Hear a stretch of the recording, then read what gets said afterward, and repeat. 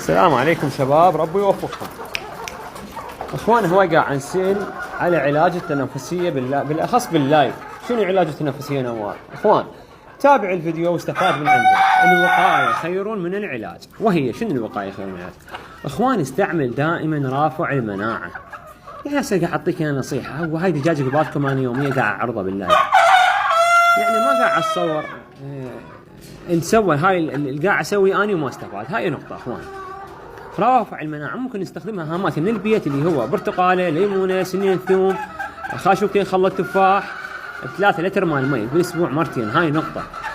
والنقطة الثانية والأهم، من البيطرة مكان ما تروح تجيب أنت مال تنفسية وعلاجات ومدري شنو، لقح دجاجك ودائما خلي جيب روافع مناعة، جيب فيتامينات، جيب معادن. اخوان، الطير من يصير عنده مناعة، من يصير عنده نشلة وكذا، ما تتفاقم عنده وتصير كذا وكذا وكذا وكذا.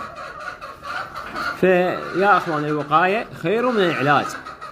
وعلى كل حال انا راح اخلي لكم دائما بالستوري علاج الله يشفيكم الشر ان شاء الله. ان شاء الله حلالكم بخير وانتم بخير. شو اسمه، علاج التنفسية بكل انواع. علاج التنفسية هذا راح اخليه بالستوري بكل انواعه، عالج التنفسية. تحياتي لكم، ربي يوفقكم ان شاء الله.